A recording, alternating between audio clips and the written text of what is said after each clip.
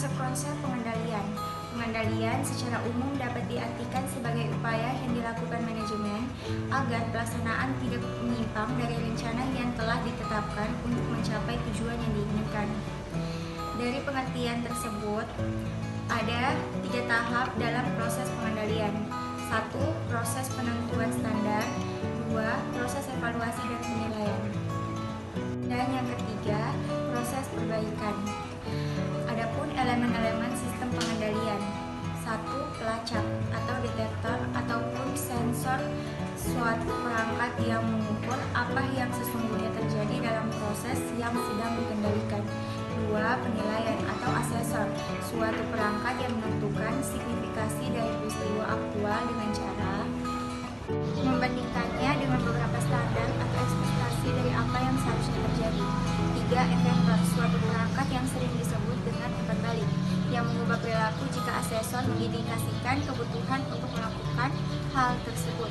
4. Jaringan komunikasi, atau perangkat yang meneruskan informasi antara detektor dan asesor, dan antara asesor dan efektor. Manajemen, suatu organisasi terdiri dari sekelompok orang yang bekerja bersama-sama untuk mencapai tujuan bersama, atau dalam suatu organisasi bisnis, tujuan utamanya adalah memperoleh keuntungan bersama. Sistem, suatu sistem merupakan suatu cara tertentu dan biasanya berulang untuk melaksanakan suatu atau serangkaian aktivitas.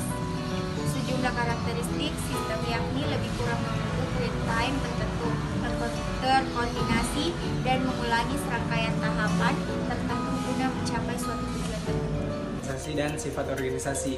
Pertama, kita harus tahu apa itu organisasi. Organisasi adalah sebuah wadah untuk sekelompok orang atau lebih yang memiliki tujuan bersama secara rasional untuk mencapai tujuan dan memanfaatkan sumber daya yang ada.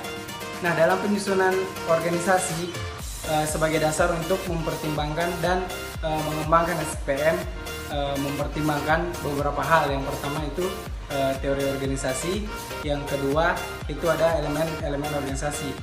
Nah, teori organisasi itu adalah untuk mendeskripsikan bagaimana perilaku-perilaku yang ada dalam suatu organisasi. Untuk elemen-elemen organisasi itu di mana semua dimensi yang mempengaruhi efektivitas dalam suatu organisasi.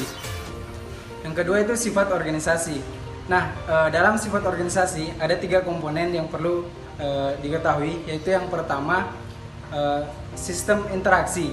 Nah, sistem interaksi ini yaitu hubungan ketergantungan antara satu kelompok dengan yang lainnya yang memiliki hubungan untuk mencapai tujuan, sehingga perlu adanya pembagian tugas, pembagian kekuasaan, dan pembagian tanggung jawab untuk setiap anggota agar bisa melakukan pengarahan untuk mencapai tujuan. Yang kedua, hidup terus. Nah, dalam sistem interaksi ini, hidup terus itu memiliki arti setiap individu atau bagian dari organisasi saling berinteraksi secara terus-menerus dan relatif stabil. Yang ketiga itu eksklusif. Suatu organisasi adalah suatu kesatuan usaha yang eksklusif yang berbeda dengan suatu kelompok tertentu atau suatu masyarakat.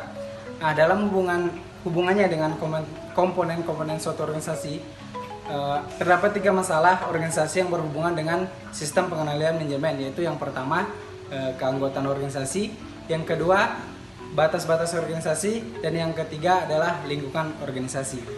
Baiklah, saya akan membacakan tentang struktur organisasi. Struktur organisasi adalah susunan sistem hubungan antar posisi-posisi kepemimpinan yang ada dalam suatu organisasi. Struktur organisasi tersebut adalah hasil dari pertimbangan dan kesadaran tentang pentingnya perencanaan atas penentuan kekuasaan, tanggung jawab, dan spesialisasi setiap anggota organisasi. Atas dasar penentuan tersebut, maka penentuan struktur organisasi harus meliputi pula perencanaan hierarki dalam organisasi, yaitu yang bagian pertama hierarki vertikal dan yang kedua hierarki horizontal.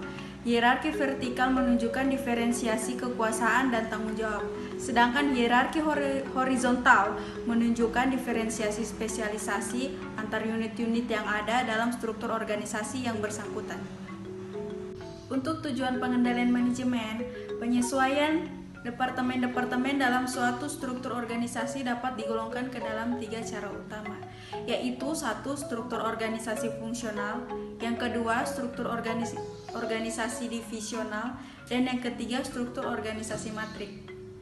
Dalam struktur organisasi matrik terdapat 2 dimensi, yaitu 1. Dimensi transaksi. Dimensi transaksi adalah unit organisasi yang dipimpin oleh manajer unit-unit proyek yang bertanggung jawab atas transaksi-transaksi dengan para pelanggan. Yang kedua, dimensi sumber. Dimensi sumber adalah unit-unit organisasi yang dipimpin oleh manajer unit-unit fungsional yang bertanggung jawab atas penyediaan sumber-sumber yang diperlukan. Selanjutnya, pengendalian manajemen. Pengendalian manajemen merupakan proses dengan mana para manajer mempengaruhi anggota organisasi untuk mengimplementasikan strategi organisasi. Keselarasan tujuan. Meskipun sistematis, namun proses pengendalian manajemen tidak bersifat mekanis, melainkan proses ini meliputi interaksi antar individu yang tidak dapat digambarkan dengan cara mekanis. Para manajer memiliki tujuan pribadi dan juga tujuan organisasi. Fungsi-fungsi manajemen. Fungsi-fungsi manajemen terdiri dari 5 bagian. Yang pertama yaitu planning. Planning atau perusahaan, yaitu bagaimana perusahaan menentukan tujuan-tujuan yang hendak dicapai untuk masa yang akan datang dan apa yang harus dilakukan untuk mencapai tujuan-tujuan tersebut. Seorang manajer dalam fungsi perencanaan harus mengkaji dan mengevaluasi kegiatan-kegiatan apa saja yang harus dilakukan, dan dalam perencanaan merupakan langkah-langkah awal yang berpengaruh dalam organisasi. Yang kedua yaitu organizing atau pengorganisasian, pengelompokan dan penentuan berbagai kegiatan penting yang hendak dicapai dan memberikan kekuasaan kegiatan apa yang harus dilakukan. Yang ketiga yaitu staffing atau tenaga kerja, menentukan keperluan-keperluan sumber daya manusia, pengarahan, pelatihan, dan pengembangan tenaga kerja. Yang keempat yaitu motivating atau motivasi, mengarahkan atau mengalurkan perilaku manusia dalam mencapai tujuan-tujuan tersebut. Yang kelima yaitu controlling atau pengawasan, mengukur pelaksanaan dengan tujuan-tujuan, menentukan sebab-sebab penyimpangan dan mengambil tindakan-tindakan korelatif bila mana diperlukan. Angka konseptual sistem pengendalian manajemen. Sistem adalah suatu kegiatan yang telah ditentukan caranya dan biasanya dilakukan berulang-ulang.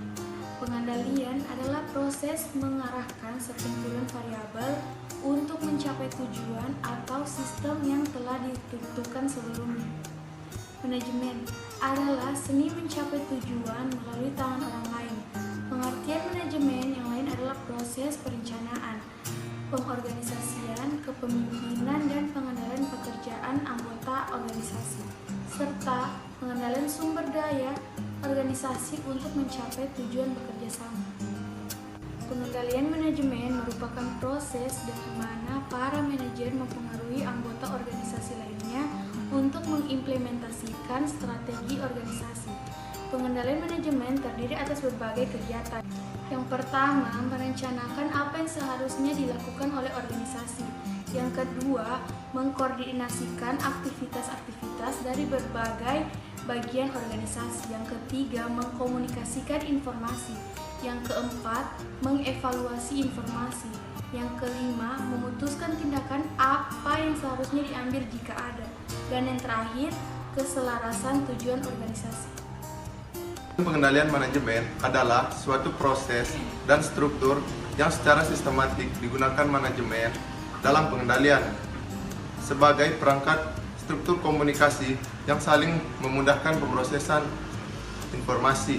Sistem pengendalian manajemen mempunyai 2 ciri penting. Yang pertama, sistem pengendalian manajemen digunakan untuk mengendalikan seluruh organisasi, dan yang kedua, pengendalian manajemen lebih berorientasi untuk membantu manajer dalam pencapaian strategi organisasi.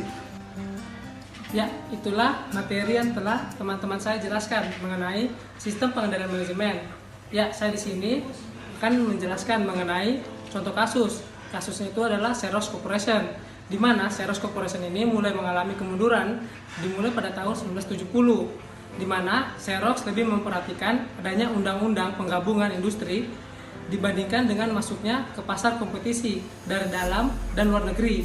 Mereka baru menyadari adanya masalah kompetitif yang serius di akhir dekade, seperti yang diperhitungkan dari pendapatan perusahaan Amerika Serikat, itu mengalami penurunan tingkat laba, yang dimana pertama mereka mengalami 95% tingkat laba, tetapi pada saat Xerox Corporation mengalami masalah itu yang tanpa diketahui dan Xerox itu mengalami penurunan sebesar 45%, sehingga dimana Xerox harus mengganti kepemimpinan. Nah, kepemimpinan ini yang diganti adalah pertama David Keynes yang menjadi ketua pada tahun 1982. Dia pada saat menjadi pemimpin, dia telah menyadari bahwa mereka itu mengalami kehilangan yang signifikan dari pasar-pasar mereka, sehingga kompetisi tersebut benar-benar sangat hebat, sehingga secara finansial Xerox dapat menguasai teknologi kembali dan mempunyai hubungan yang baik antara konsumen dengan mengembangkan secara revitalisasi, yang dimana kepemimpinan melalui kualitas, dimana kepemimpinan ini melibatkan karyawannya. Nah, kemudian untuk memperlihatkan adanya bentuk-bentuk sentral dari program ini yang menjadi dasar bagi budaya Xerox yang baru, dan Xerox juga memperbaiki sistem informasi manajemen dengan menstandarisasikan format pelaporan keuangan untuk mengatasi masalah. Kemudian, nah, karena mereka mempunyai program budaya yang baru Xerox, itu adalah dari sistem pengendalian yang mereka mempengaruhi. Pertama, sistem pengendalian manajemen memerlukan mekanisme penerapan sebagai mana gambar di atas. Kayak ganti yang itu, kayak bagus. Dalam strategi David Keynes itu menerapkan strategi yang pertama struktur organisasi, kedua manajemen sumber daya, yang ketiga budaya, yang keempat pengendalian manajemen, di mana semua itu saling berkaitan. Contohnya dalam struktur organisasi itu menetapkan peranan, hubungan, pelaporan, dan divisi yang bertanggung jawab atas pengambilan keputusan. Yang kedua manajemen sumber daya manusia, di situ mereka melakukan seleksi, pelatihan, evaluasi, promosi, dan sampai sehingga pemecatan karyawan, serta mengembangkan pengetahuan dan keterampilan yang diperlukan. Kemudian yang ketiga budaya. Budaya merupakan seperangkat keyakinan bersama, sikap dan norma-norma yang secara eksplisit maupun implisit yang membimbing tindakan karyawan. Kemudian yang keempat, pengendalian manajemen merupakan satu-satunya perangkat manajer yang digunakan dalam mengimplementasikan strategi yang digunakan. Nah, aspek-aspek apa saja yang membuat SPM Xerox bekerja dengan baik atau sistem pengendaliannya bagaimana? Yang pertama, mereka itu mempunyai keselarasan tujuan. Mereka itu mempunyai tujuan bersama, sehingga tidak ada tujuan yang berbeda, sehingga mereka tidak ada namanya konflik internal karena tujuan itu. Kemudian kecenderungan terakhir yang lebih berpengaruh terhadap proses pengendalian manajemen. Nah, di situ pada saat pergantiannya David Keynes itu David Keynes itu bisa melihat di mana kesalahan mereka. Di situ mulai mereka mempengaruhi tingkat kinerja dari perusahaan itu. Kemudian budaya organisasi dan kepribadian individual dalam proses pengendalian di Xerox Corporation terlihat pada beberapa hal sangat berpengaruh. Oke.